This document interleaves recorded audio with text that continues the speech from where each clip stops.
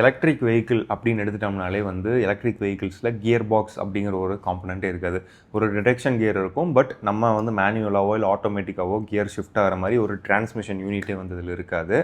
ஒன்று ரெண்டு exceptional case இருக்குது. போர்ஷேவனுடைய டைக்கன், ஆடினுடைய ஈட்ரான் ஜிடி, இது மாதிரி ஒரு சில பெர்ஃபார்மன்ஸ் கார்ஸில் வந்து ஒரு 2 ஸ்பீட் கியர் பாக்ஸ் இருக்கும்.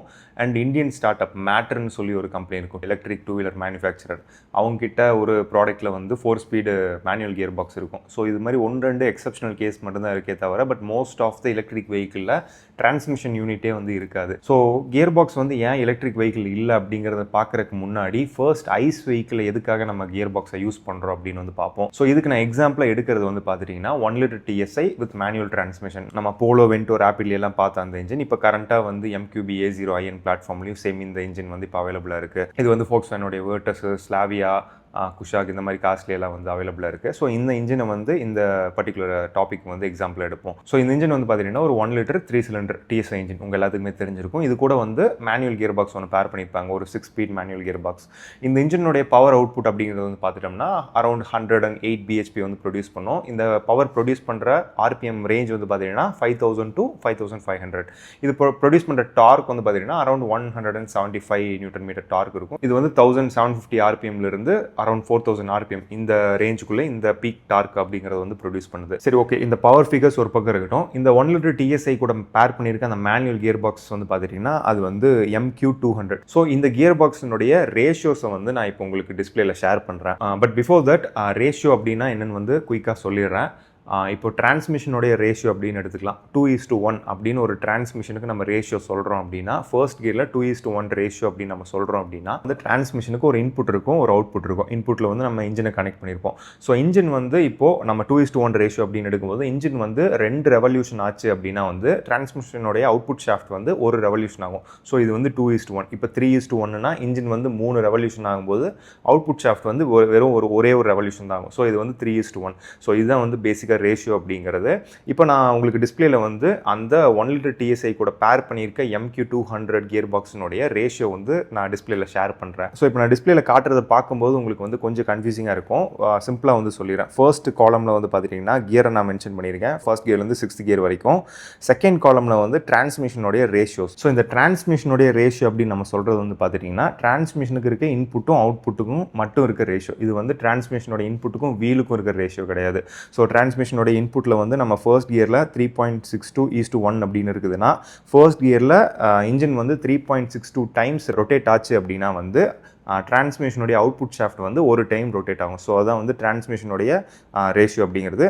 ஃபைனல் டிரைவ் ரேஷியோ அப்படிங்கிறது வந்து பார்த்தீங்கன்னா டிரான்ஸ்மிஷன்லேருந்து அவுட்புட் வந்ததுக்கப்புறம் அங்கே இன்னொரு ஸ்டெப் ஆஃப் ரிடக்ஷன் நடக்கும் ரேஷியோவில். இந்த ரேஷியோ வந்து நம்ம கண்ட்ரோல் பண்ண முடியாது. நம்ம கியர் பாக்ஸில் அந்த first gear, second gear slot பண்ணும்போது வந்து அந்த டிரான்ஸ்மிஷனுக்கு உள்ளே இருக்க கியர்ஸ் மட்டும்தான் மாறும். இந்த ஃபைனல் டிரைவ் அப்படிங்கிறது வந்து பார்த்தீங்கன்னா டிரான்ஸ்மிஷன்லேருந்து அவுட்புட் வந்ததுக்கப்புறம் அதுக்கு அடுத்த ஸ்டெப்பாக கன்வெர்ட் ஆகுது. இது வந்து ஃபிக்ஸ்டு தான், 4.13:1 அப்படிங்கிறது. அண்ட் டோட்டல் வீல் ரேஷியோ அப்படிங்கிறது வந்து பார்த்தீங்கன்னா டிரான்ஸ்மிஷனுக்கு நம்ம இன்புட் கொடுக்குற அந்த இதுக்கும் வீல் ரொட்டேட் ஆகிறதுக்கும். ஸோ இது எப்படி கால்குலேட் ஆகுது அப்படின்னா transmission ratio into final drive ratio, இது ரெண்டையும் மல்டிப்ளை பண்ணோம்னா நமக்கு வந்து டோட்டல் வீல் ரேஷியோ அப்படிங்கிறது வரும். அண்ட் ஃபர்ஸ்ட் கியருக்கு வந்து டோட்டல் வீல் ரேஷியோ 14.95:1 அப்படின்னு வந்து கொடுத்துருக்காங்க. ஸோ இது வந்து பார்த்துட்டிங்கன்னா இன்ஜின் டிரான்ஸ்மிஷனோட இன்புட்டுக்கும் வீலுக்கும் இருக்கிறது. ஸோ டிரான்ஸ்மிஷனோட இன்புட்டில் நம்ம இன்ஜினை கனெக்ட் பண்ணியிருக்கோம். ஸோ கிராங்க் ஷாஃப்ட் வந்து அரௌண்ட் 14.95 டைம்ஸ், 15 வச்சுக்கலாம் ரவுண்டாக. ஸோ 15 டைம்ஸ் வந்து ரொட்டேட் ஆச்சு அப்படின்னா வண்டியினுடைய வீல் வந்து பார்த்திங்கன்னா ஒரு டைம் ரொட்டேட் ஆகும். ஸோ இதுதான் வந்து ஃபர்ஸ்ட் கியர்னுடைய ரேஷியோ. அண்ட் இந்த டிரான்ஸ்மிஷனோட ரேஷியோவில் நீங்கள் ஒரு விஷயம் நோட்டீஸ் பண்ணலாம். 5th கியர் வந்து பார்த்துட்டிங்கன்னா இன்புட்டில் வந்து 0.78 டைம்ஸ் ரொட்டேட் ஆனாலே வந்து அவுட்புட் ஷாஃப்ட் ஒரு டைம் ரொட்டேட் ஆகிடும். அண்ட் 6th கியர் வந்து 0.65 டைம்ஸ் ரொட்டேட் ஆனாலே வந்து அவுட்புட் டிரான்ஸ்மிஷனுடைய அவுட்புட் ஷாஃப்ட் வந்து ஒரு டைம் ஒரு ஃபுல் ரொட்டேஷன் ஆகிடும். ஸோ இது ரெண்டுமே வந்து பார்த்திங்கன்னா ஓவர் டிரைவ் அப்படின்னு சொல்லுவாங்க. இது எதுக்காக அப்படி இருக்குது அப்படின்னு வந்து பார்த்திங்கன்னா 6th கியர் வந்து ப்ரைமரியாக அந்த 1 லிட்டர் TSIலிருந்து மேக்ஸிமம் எஃபிஷியன்சி எக்ஸ்ட்ராக்ட் பண்ணி எடுக்கிறதுக்காக மட்டும்தான் இருக்குது. ஏன்னா அந்த 1 லிட்டர் TSIனுடைய பீக் எஃபிஷியன்சி வந்து பார்த்தீங்கன்னா அரௌண்ட் 2000 to 3000 RPM-குள்ளே தான் இருக்கும். இப்போ அதுக்கு மேலே நம்ம அந்த இன்ஜினை ரெவ் பண்ணோம்னா எஃபிஷியன்சி அப்படிங்கிறது சுத்தமாக இருக்காது. ஏன்னா அந்த 1 லிட்டர் TSI இன்ஜின் ஓட்டினவங்களுக்கு நல்லாவே தெரியும், ஹைவேஸில் ஓட்டும்போது மட்டும்தான் ஓரளவுக்கு டீசென்ட்டான ஃபியூல் எக்கனாமி கிடைக்கும். பேசிக்காக அதுக்கான ரீசன் வந்து பார்த்தீங்கன்னா ஓவர் டிரைவ் கியர் இந்த 6th கியரில் ஓட்டுறதுனால தான். அண்ட் இதில் இன்னொரு இன்ட்ரெஸ்டிங்கான விஷயம் நீங்கள் வந்து பார்க்கலாம். இந்த போலோ, வென்டோ, இந்த குஷாக், ஸ்லாவியா, விர்டஸ் இதில் இருக்க அந்த 1 லிட்டர் டிஎஸ்ஐனுடைய டாப் ஸ்பீட் வீடியோஸ் எல்லாமே வந்து பார்த்துட்டிங்கன்னா பேசிக்காக வந்து 5th கியரில் பண்ணியிருப்பாங்க. மேனுவல் டிரான்ஸ்மிஷன்லாம் சொல்கிறேன், ஆட்டோமேட்டிக்கை பற்றி நம்ம இந்த வீடியோவில் பேசவே இல்லை. ஸோ மேனுவல் டிரான்ஸ்மிஷனில் டாப் ஸ்பீட் வீடியோஸ் எல்லாம் பார்த்துட்டிங்கன்னா 5th கியரில் பண்ணியிருப்பாங்க. இப்போ நான் உங்களுக்கு டிஸ்பிளேல வந்து போலோனுடைய அந்த டாப் ஸ்பீடு வீடியோலேருந்து எடுத்து ஒரு ஸ்க்ரீன்ஷாட் போடுறேன். இப்போ இதில் வந்து பார்த்துட்டிங்கன்னா அந்த இன்ஜின் வந்து 5th கியரில் இருக்குது. இன்ஜின் ரன் ஆகிட்டு இருக்க ஆர்பிஎம் வந்து பார்த்தீங்கன்னா அரௌண்ட் 5000 ஆர்பிஎம் அண்ட் ஸ்பீடோமீட்டரில் காட்டுறது வந்து பார்த்தீங்கன்னா அரௌண்ட் 195. ஸோ இந்த வீடியோவில் நம்ம முன்னாடியே பேசின மாதிரி இந்த இன்ஜினுடைய பீக் பவரான அந்த 108 பிஹெச்பி வந்து 5000 to 5500 ஆர்பிஎம்குள்ளே தான் ப்ரொடியூஸ் பண்ணும். நமக்கு டாப் ஸ்பீட் அட்டைன் பண்ணுறதுக்கு டார்க் அவ்வளோ முக்கியம் இல்லை, நமக்கு வந்து பிஹெச்பி தான் முக்கியம். ஸோ இப்போ நம்ம 5th கியர்லேருந்து 6th கியரை ஷிஃப்ட் பண்ணிட்டோம் அப்படின்னா வந்து 5000 ஆர்பிஎம்லேருந்து 4000 அந்த மாதிரி கம்மியாயிரும். ஸோ கம்மியாயிடுச்சு அப்படின்னா வந்து அந்த பீக் பவர் பேண்டில் இருக்காது.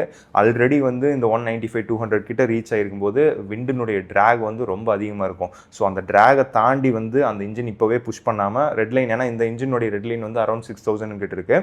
பட் இந்த டாப் ஸ்பீட் அட்டைன் பண்ணுறது வந்து பார்த்தீங்கன்னா அந்த 5000 தாண்டி அந்த இன்ஜினால் வந்து புஷ் பண்ண முடியல. ஸோ இந்த ரீசனால தான் வந்து பார்த்தீங்கன்னா இந்த 1 லிட்டர் டிஎஸ்னுடைய டாப் ஸ்பீட் எல்லாமே வந்து பார்த்தீங்கன்னா 5th கியரில் தான் அட்டைன் பண்ண முடியும். 6th கியரை போட்டோம்னா இன்ஜின் வந்து உட்காந்துரும். அது இருக்கிற ஸ்பீட்லேருந்து கம்மி தான் ஆகுமே தவிர ஸ்பீடு வந்து இன்க்ரீஸ் ஆகாது. ஸோ அதனால தான் வந்து அந்த 6th கியரை ஓவர் டிரைவ் கியர் அப்படின்னு சொல்லுவாங்க. ஆக்சுவலாக வந்து நீங்கள் ரேஷியோ பார்க்கும்போதே வந்து 5th கியரை ஓவர் டிரைவ் கியர் தான். பட் 5th கியர் நம்ம ஸ்லாட் பண்ணும்போது டாப் ஸ்பீடப்போ அந்த பவர் பேண்டுக்குள்ளே ஆர்பிஎம் மெயின்டைன் பண்ணுறதுனால 5th கியரில் நம்மளால் அட்டைன் பண்ண முடியுது. இப்போ இந்த 1 லிட்டர் டிஎஸ்ஐ கூட பேர் பண்ணியிருக்க மேனுவல் கியர் பாக்ஸை வச்சு அந்த 6th கியரை ஸ்லாட் பண்ணோம்னா இன்ஜினுக்கும் வீலுக்கும் இருக்க ரேஷியோ வந்து பார்த்துட்டிங்கன்னா 2.68:1. அதாவது வந்து இன்ஜின் 2.68 டைம்ஸ் ரொட்டேட் ஆச்சு அப்படின்னா, கிராங்க் ஷாஃப்ட் ரொட்டேட் ஆச்சு அப்படின்னா வீல் வந்து ஒரு ஃபுல் ரொட்டேஷன் ஆயிரும். ஸோ இதுதான் வந்து 6th கியர்னுடைய டோட்டல் வீல் ரேஷியோ. பட் இப்போ நான் வந்து உங்களுக்கு ஒரு சில எலக்ட்ரிக் வெஹிக்கிள்ஸ்னுடைய டோட்டல் வீல் ரேஷியோ வந்து காட்டுறேன். அதாவது வந்து மோட்டருக்கும் வீலுக்கும் இருக்கிற ரேஷியோ. ஸோ இப்போ நீங்கள் டிஸ்பிளேல பார்க்கலாம். டாடா பஞ்ச் ஈவிக்கு வந்து பார்த்தீங்கன்னா 9:1 இருக்குது. அண்ட் அடுத்து வந்து பார்த்தீங்கன்னா டெஸ்லா மாடல் ஒய், வேர்ல்ட்ஸ்லேயே வந்து one of the most sold electric vehicle அதுதான். ஸோ அதுலேயே வந்து பார்த்தீங்கன்னா 9:1 அப்படிங்கிற ரேஷியோ தான் வந்து கொடுத்துருக்காங்க.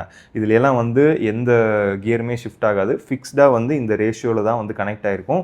மோட்டர் வந்து 9 டைம்ஸ் ரொட்டேட் ஆச்சுன்னா வீல் வந்து ஒரு டைம் ரொட்டேஷன் ஆகும். ஸோ இதுதான் வந்து மோஸ்ட் ஆஃப் த எலக்ட்ரிக் வெஹிக்கிளில் 8:1, 9:1 இந்த ரேஞ்சில் தான் இருக்கும். பட் போர்ஷேவனுடைய டைக்கனில் வந்து பார்த்தீங்கன்னா அந்த எலக்ட்ரிக் பெர்ஃபார்மன்ஸ் காரில் வந்து 2 கியர் கொடுத்துருப்பாங்க. பட் அவங்க அந்த கியரை வந்து ரேஞ்ச் எக்ஸ்டெண்ட் பண்ணுறதுக்காக கொடுக்கல, இனிஷியல் ஆக்சலரேஷனை பூஸ்ட் பண்ணுறதுக்காக அந்த ஃபர்ஸ்ட் கியர் அப்படிங்கிறது வந்து யூஸ் பண்ணியிருப்பாங்க. ஏன்னா செகண்ட் கியர் அப்படிங்கிறது வந்து பார்த்தீங்கன்னா 8:1 அப்படிங்கிற ரேஷியோவில் இருக்குது. பட் ஃபர்ஸ்ட் கியர் வந்து பார்த்தீங்கன்னா 15.5:1 அப்படிங்கிற ரேஷியோவில் இருக்குது. அவுடினுடைய ஈட்ரான் ஜிடிலையும் இதுக்கு சிமிலராக தான் இருக்கும். ஏன்னா ரெண்டுமே வந்து more or less similar platform தான் Volkswagen குரூப்புக்கு கீழே வரதுனால.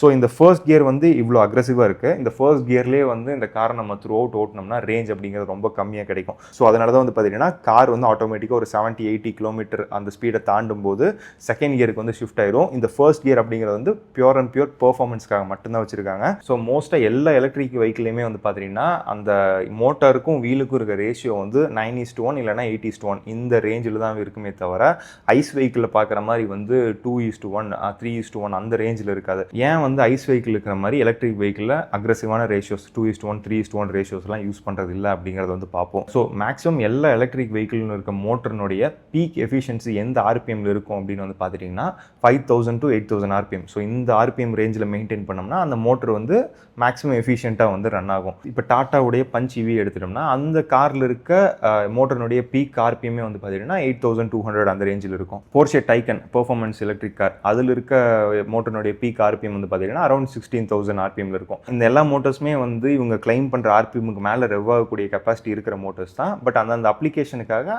மேனுஃபேக்சரர்ஸ் வந்து அந்த மோட்டர்னுடைய ஆர்பிஎம் வந்து லிமிட் பண்ணியிருப்பாங்க ரிலையபிலிட்டி ரீசனுக்காக. ஸோ எலக்ட்ரிக் மோட்டரில் வந்து 5000 to 8000 ஆர்பிஎம் ரேஞ்சில் இந்த ஹையர் ஆர்பிஎம்லேயே வந்து பீக் எஃபிஷியன்சி எக்ஸ்ட்ராக்ட் பண்ண முடிகிறதுனால இதுக்கு வந்து 2:1, 3:1 மாதிரி அக்ரெசிவான கியரிங் ரேஷியோ வந்து தேவைப்படுறது இல்லை. ஐஸ் வெஹிக்கிள் தான் வந்து பார்த்தீங்கன்னா 2000, 3000 ஆர்பிஎம் ரேஞ்சில் வந்து பீக் எஃபிஷியன்சி கிடைக்கும். அதுக்கு மேலே ரவ் பண்ணோம்னா எஃபிஷியன்சி வந்து கம்மியாகும். ஸோ அந்த 2000, 3000 ஆர்பிஎம்ல வந்து எஃபிஷியன்சி எக்ஸ்ட்ராக்ட் பண்ணுறதுக்காக தான் வந்து கியர் பாக்ஸை நம்ம யூஸ் பண்ணி 6th கியர், 5th கியர் எல்லாம் வந்து கொஞ்சம் ஓவர் டிரைவ் கியராக கொடுத்து 2000, 3000 ஆர்பிஎம்லேயே வந்து யூசபிள் ஸ்பீடில் காரை ரன் பண்ணுற மாதிரி வந்து அந்த டிரான்ஸ்மிஷன் யூனிட்டை வந்து டிசைன் பண்ணியிருக்காங்க. பண்ணியிருக்காங்க.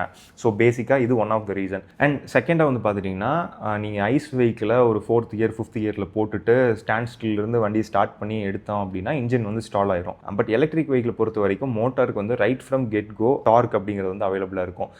ஒரு ஆர்பிஎம்லேருந்தே வந்து பார்த்துட்டிங்கன்னா அந்த காரை மூவ் பண்ணுற அளவுக்கு டார்க் வந்து அந்த மோட்டர்னால ப்ரொடியூஸ் பண்ண முடியும். கூட அடிஷ்னலாக வந்து 8:1 9:1ங்கிற மாதிரி ரொம்ப அக்ரெசிவான ரிடக்ஷன் கியர் யூஸ் பண்ணுறதுனால வந்து பார்த்துட்டிங்கன்னா அது வந்து இன்னும் டார்க்கை வந்து மல்டிப்ளை பண்ணி தான் கொடுக்கும். ஸோ அந்த காரை வந்து ஸ்டாண்ட் ஸ்டில்லேருந்து மூவ் பண்ணுறதுக்கு வேறு எந்த கியருமே தேவையில்லை. அந்த ஒரு 9:1 8:1ங்கிற கியர் பாக்ஸே போதுமானதாக இருக்கும். அண்ட் அந்த மோட்டர் வந்து 5000 8000 ஆர்பிஎம்க்கு போனதுக்கப்புறம் அந்த டைமில் வந்து பார்த்திங்கன்னா இந்த 9:1 8:1ங்கிற ரேஷியோவே வந்து காரை ப்ராக்டிக்கலாக ஓட்டுறதுக்கான ஸ்பீடை வந்து அட்டைன் பண்ணி கொடுத்துரும். ஸோ அதுக்கு மேலே வந்து அக்ரெசிவான கியரிங் வந்து அந்த எலக்ட்ரிக் வெஹிக்கிளுக்கு தேவைப்படுறது இல்லை. அண்ட் தேர்டாக வந்து பார்த்திங்கன்னா வெயிட். எலக்ட்ரிக் வெஹிக்கிளுக்கு ஒன் ஆஃப் த பிக்கஸ்ட் எனிமியே வந்து அதனுடைய பேட்டரியினுடைய வெயிட் தான். ஆல்ரெடி பேட்டரி வந்து பயங்கர ஹெவியாக இருக்கும். இது கூட வந்து நம்ம கியர் பாக்ஸு கிளச்சு அந்த கியர் பாக்ஸ் சிஸ்டமுக்கான லூப்ரிகேஷனுக்கான ஆயில் இப்படின்னு சொல்லி இந்த காம்ப்ளிகேஷன்லாம் ஆட் பண்ணும்போது இன்னும் வெயிட் வந்து அடிஷ்னலாக தான் ஆட் ஆகும்.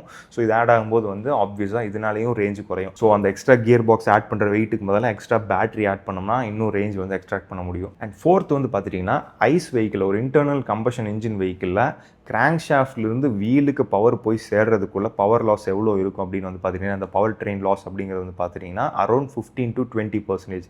அதாவது வந்து கிராங்க் ஷாஃப்ட்லேருந்து வீலுக்கு பவர் போய் சேர்றதுக்குள்ளே வந்து பார்த்திங்கன்னா அந்த இன் பிட்வீனில் டிரான்ஸ்மிஷனு டிரான்சாக்ஷன் அந்த ஃபைனல் டிரைவ் எல்லாம் தாண்டி வீலுக்கு அந்த பவர் போய் சேர்றதுக்குள்ளேயே வந்து பார்த்திங்கன்னா 15 to 20% வந்து பவர் லாஸ் அப்படிங்கிறது இருக்கும். பட் இதுவே வந்து பார்த்திங்கன்னா எலக்ட்ரிக் வெஹிக்கிளில் மோஸ்ட் எல்லாமே ரொம்ப டைட்டாக பேக் பண்ணியிருப்பாங்க. அந்த மோட்டர்லேருந்து அவுட்புட் வந்த உடனே வந்து பார்த்திங்கன்னா அந்த 9:1 ரொம்ப அக்ரெசிவான அந்த கியரிங் எல்லாமே வந்து ஃபிக்ஸ்டாக வந்து டைட்டாக பேக் பண்ணியிருப்பாங்க. இன் பிட்வீன் வந்து கிளச் அப்படிங்கிற ஒரு காம்பனன்ட் தேவைப்படாது. அண்ட் டிரான்ஸ்மிஷன் இது எல்லாமே எதுவுமே இல்லை. ஸோ இதனாலே வந்து பார்த்திங்கன்னா எலக்ட்ரிக் வெஹிக்கிளில் பவர் லாஸ் அப்படிங்கிறது வந்து 4 to 8% தான் இருக்கும். ஸோ இதில் வந்து பவர் ட்ரெயின் லாஸ் அப்படிங்கிறது வந்து எலக்ட்ரிக் வெஹிக்கிள் ஆல்ரெடி ரொம்ப கம்மி. இந்த கம்மியாக இருக்க இது கூட நம்ம போயிட்டு எக்ஸ்ட்ராவாக டிரான்ஸ்மிஷனு கிளச்சு இந்த மாதிரி எல்லாம் ஆட் பண்ணோம் அப்படின்னா வந்து பவர் ட்ரெயின் லாஸுங்கிறது அதிகமாகும். ஸோ இதனாலேயும் வந்து பார்த்துட்டிங்கன்னா நமக்கு எஃபிஷியன்சிங்கிறது அடிவாங்கும். ஸோ இன்றைக்கி இருக்க டெக்னாலஜி இன்றைக்கி இருக்க டிரான்ஸ்மிஷன் டெக்னாலஜி வச்சு நம்ம வந்து ஒரு எலக்ட்ரிக் வெஹிக்கிளில் டிரான்ஸ்மிஷன் யூஸ் பண்ணோம் அப்படின்னா வந்து அதுலேருந்து இன்னும் அதிக எஃபிஷியன்சி வந்து எக்ஸ்ட்ராக்ட் பண்ணி எடுக்க முடியாது. பெர்ஃபார்மன்ஸ் வெஹிக்கிளில் மட்டும் இந்த 2-step கியர் பாக்ஸ் எல்லாம் யூஸ் பண்ணுறாங்க. அதுவுமே வந்து பார்த்திங்கன்னா அதிக பெர்ஃபார்மன்ஸை அந்த கார்லேருந்து எக்ஸ்ட்ராக்ட் பண்ணி எடுக்கிறதுக்கு மட்டும் தான் யூஸ் பண்ணுறாங்களே தவிர எஃபிஷியன்சி அப்படின்னு வரும்போது மோஸ்ட் ஆஃப் த ஈவிஸில் வந்து 8:1 9:1 இந்த ரேஷியோ தான் வந்து இந்த ரிடக்ஷன் கியர் ரேஷியோ தான் வந்து யூஸ் பண்ணுறாங்க. அண்ட் இன்னொரு பாயிண்ட் ஆஃப் வியூ வந்து நம்ம யோசிக்கலாம். இப்போ வந்து ஒரு எலக்ட்ரிக் வெஹிக்கிள் வந்து 60 70 80 இந்த ரேஞ்சில் ஓட்டினோம்னா இந்த ஸ்பீடில் வந்து ஓட்டினோம்னா எஃபிஷியன்சி நல்லா இருக்கும். இதுவே வந்து ஒரு 100 120 130 அப்படின்னு க்ரூஸ் பண்ண ஸ்டார்ட் பண்ணோம்னா ரேஞ்ச் அப்படிங்கிறது வந்து பார்த்திங்கன்னா ரொம்ப டிராஸ்டிக்காக குறையும். இப்போ நமக்கு வந்து இந்த 9:1 அப்படி இருக்கிற ரேஷியோ வந்து மேபி ஒரு 4:1 5:1 சொல்லி இன்னொரு அடிஷ்னல் கியரை கொடுத்து நம்ம அந்த காரோட ஒரு 130 140 வந்து இன்னும் எஃபிஷியண்ட்டாக ரன் பண்ண முடியுமா அப்படின்னு யோசிச்சோம்னா இதுக்கு பெரிய பிரச்சனையை வந்து பார்த்திங்கன்னா ட்ராக். நம்ம அந்த போலோ 1 லிட்டர் டிஎஸ்ஐ நம்ம பேசும்போதே சொல்லியிருப்போம். 5th கியரில் வந்து அரௌண்ட் 195ல் க்ரூஸ் பண்ணும்போது 5000 ஆர்பிஎம்மில் இருக்கும். அதனுடைய பவர் பேண்ட் வந்து பார்த்திங்கன்னா 5000 to 5500. பட் அந்த இன்ஜினுக்கு வந்து அந்த ஸ்பீடில் அந்த ட்ராகை தாண்டி வந்து அந்த இன்ஜினால் அந்த காரை புஷ் பண்ண முடியாது. ஸோ அதனுடைய கெப்பாசிட்டி அதுதான். ஸோ இந்த ட்ராக் அப்படிங்கிறத வந்து பார்த்துட்டிங்கன்னா எலக்ட்ரிக் வெஹிக்கிளுக்கும் பெரிய பிரச்சனையே. இப்போ நம்ம ஒரு 80 90 இந்த ஸ்பீடில் போகும்போது வந்து பார்த்திங்கன்னா ட்ராக்ங்கிறது ரொம்ப ரொம்ப கம்மியாக இருக்கும். பட் இதுவே வந்து ஸ்பீடு வந்து நம்ம கொஞ்சம் கொஞ்சமாக தான் ஒரு 10 கிலோமீட்டர் 20 கிலோமீட்டர் தானே அதிகம் அப்படின்னு நம்ம யோசிப்போம். பட் அந்த 10-20 கிலோமீட்டர் ஸ்பீட் இன்க்ரீஸ் ஆகிறதுக்கே வந்து பார்த்திங்கன்னா விண்டினுடைய ட்ராக் வந்து ரொம்ப எக்ஸ்போனன்ஷியலாக இன்க்ரீஸ் ஆகும். ஸோ அதுதான் வந்து ரேஞ்ச் அஃபெக்ட் பண்ணுறதுக்கான பெரிய ரீசன். நம்ம என்ன தான் வந்து இன்னும் அக்ரெசிவாக 4:1 3:1 சொல்லி கியரிங் ரேஷியோ கொடுத்து மோட்டரை வந்து அந்த 5000 8000 ஆர்பிஎம்குள்ளே பீக் எஃபிஷியன்சியில் ரன் பண்ண வச்சாலும் கார் வந்து ஃபிசிக்கலாக வந்து ஒரு 130 140க்கு மேலே போச்சு அப்படின்னாலே அந்த ட்ராக்னாலே வந்து பார்த்திங்கன்னா எஃபிஷியன்சிங்க ரொம்ப கம்மியாகும். ஸோ அதனால தான் வந்து என்ன தான் எலக்ட்ரிக் வெஹிக்கிள் அக்ரெசிவான கியரிங் கொடுத்து நம்ம அந்த காரை வந்து ஒரு சர்டன் ஸ்பீடுக்கு மேலே புஷ் பண்ணாலும் விண்டினுடைய ட்ராகை தாண்டி அந்த பேட்டரியிலேருந்து அதிக எஃபிஷியன்சி வந்து நம்ம எக்ஸ்ட்ராக்ட் பண்ணி எடுக்க முடியாது. ஸோ ஸ்டார்டிங்லேயே நான் சொன்ன மாதிரி மேட்டர் அப்படிங்கிற ஒரு எலக்ட்ரிக் 2-வீலர் கம்பெனி வந்து பார்த்திங்கன்னா இந்தியன் ஸ்டார்ட் அப் தான். ஸோ அந்த கம்பெனியில் ஏரா அப்படின்னு சொல்லி ஒரு ப்ராடக்ட் இருக்குது. அது வந்து ஒரு எலக்ட்ரிக் பைக். அந்த பைக்கில் வந்து ஒரு மேனுவல் 4-speed கியர் பாக்ஸ் வந்து கொடுத்துருப்பாங்க. இப்போ நம்ம பேசினது எல்லாத்துக்குமே வந்து பார்த்திங்கன்னா இந்த பைக் வந்து ஒரு நல்ல எக்ஸாம்பிள். ஸோ இந்த பைக்கில் இருக்க பேட்டரியினுடைய கெப்பாசிட்டி வந்து பார்த்திங்கன்னா அரௌண்ட் 5 kWh. இந்த பைக்குக்கு ஐடிசி ரேஞ்ச் வந்து பார்த்திங்கன்னா அரௌண்ட் 172. ஸோ ரியல் வேர்ல்டில் வந்து பார்த்திங்கன்னா அரௌண்ட் ஒரு 120 125 கிலோமீட்டர் தான் ரேஞ்ச் கிடைக்கும் இந்த 5 kWh பேட்டரியிலேருந்து. பட் இதுக்கு சிமிலராக இருக்க கியரே இல்லாத electric scooters electric bikes bikes எல்லாம் வந்து பார்த்தீங்கன்னா இந்த கெப்பாசிட்டி இருக்குது, இந்த பேட்டரி 5 kWh பேட்டரி கெப்பாசிட்டி இருக்க வெஹிக்கிள்ஸ் எல்லாமே வந்து பார்த்தீங்கன்னா மோர் தென் 150 ரேஞ்ச் கொடுக்கும். பட் என்னதான் வந்து இந்த பைக்கு கியரிங்லாம் கொடுத்தாலும் இதனுடைய ரேஞ்ச் வந்து இவ்வளோ கம்மியாக இருக்குது. காரணம் வந்து நம்ம பேசினது ஃபர்ஸ்ட் வந்து இந்த டிரான்ஸ்மிஷனால் ஆட் ஆகிருக்கு இந்த வெயிட் கெயின் அண்ட் இந்த பவர் ட்ரெயினில் இருக்க லாஸ். ஏன்னா வந்து கிளச்சு கியர் இதெல்லாம் தாண்டி வந்து இந்த பவருங்கிறது வீலுக்கு போய் சேரணும். ஸோ இந்த பவர் ட்ரெயின் லாஸ், ஸோ இதெல்லாம் தாண்டி வரும்போது வந்து பார்த்தீங்கன்னா அந்த கியரிங் அப்படிங்கிறது அந்த பைக்குக்கு எந்த ஒரு குட்டுமே பண்ணல. இந்த பைக்கினுடைய ஒரு யூனிக் செல்லிங் பாயிண்ட்டாக வந்து இதை வச்சிருக்காங்க. ஸோ வந்து இதில் ஃபர்ஸ்ட் கியரில் நம்ம யூஸ் பண்ணோம்னா வந்து டார்க் வந்து நல்லா மல்டிப்ளை பண்ணி கொடுக்கும். ஸோ இன்க்ளைனில் வந்து இந்த பைக்கை புஷ் பண்ணோம்னா கொஞ்சம் ஈஸியாக வந்து போகும். ஏன்னா டார்க் வந்து ஃபர்ஸ்ட் கியர் ரொம்ப அதிகமாக இருக்கும். இதே க்ரூஸ் பண்ணும்போது ஃபோர்த் கியர் போட்டோம்னா வந்து மோட்டர் கொஞ்சம் ஸ்மூத்தாக வந்து ரன் ஆகும். ஐ மீன் லோவர் ஆர்பிஎம்ல ரன் ஆகும். பட் இது எல்லாத்தையுமே கம்பைன் பண்ணி இந்த பைக்கில் வந்து ரேஞ்சும் பெரிய அட்வான்டேஜாக இல்லை, பெர்ஃபார்மன்ஸும் பெரிய அட்வான்டேஜ் இல்லை. பட் ஸ்டில் வந்து பார்த்தீங்கன்னா OEM சப்ளையர்ஸ், ZF மாதிரி gear box suppliers and manufacturers வந்து பார்த்தீங்கன்னா இந்த கியர் பாக்ஸ் சிஸ்டம் வந்து எக்ஸ்ப்ளோர் பண்ணிட்டு தான் இருக்காங்க. எலக்ட்ரிக் வெஹிக்கிளில் வந்து கியர் பாக்ஸை யூஸ் பண்ணி ஏதாச்சும் ஒரு அட்வான்டேஜ் எடுக்க முடியுமா அப்படின்னு சொல்லி பெர்ஃபார்மன்ஸ் சைடில் வந்து எடுத்துட்டாங்க. பட் ரேஞ்ச் இந்த எஃபிஷியன்சி இந்த சைடில் வந்து எடுக்க முடியுமா அப்படின்னு சொல்லி எக்ஸ்ப்ளோர் பண்ணிட்டு தான் இருக்காங்க. So that is it guys. எனக்கே வந்து ரொம்ப நாளாக ஏன் எலக்ட்ரிக் வெஹிக்கிளில் வந்து கியர் பாக்ஸ் யூஸ் பண்ண மாட்டேங்கிறாங்க அப்படிங்கிற டவுட் வந்து இருந்துச்சு. இந்த வீடியோக்கு ரிசர்ச் பண்ணும்போது தான் வந்து இந்த எலக்ட்ரிக் வெஹிக்கிளில் கியர் பாக்ஸ் யூஸ் பண்ண இவ்வளோ ட்ராபேக்ஸ் இருக்குது அப்படிங்கிறது வந்து தெரிய வந்திருக்கு. அண்ட் இந்த கியரிங், இந்த ரேஷியோஸ் இதெல்லாமே கொஞ்சம் இன்ட்ரெஸ்டிங்காக இருந்துச்சு. உங்களுடைய தாட்ஸ் என்ன அப்படிங்கிறத வந்து கமெண்ட் செக்ஷனில் சொல்லுங்கள். வீடியோ வந்து எண்டு வரைக்கும் பார்த்துட்டீங்கன்னா கண்டிப்பாக நம்ம சேனலை சப்ஸ்கிரைப் பண்ணுங்கள். அண்ட் வீடியோ பிடிச்சிருந்தால் லைக் பண்ணுங்கள். பாய்.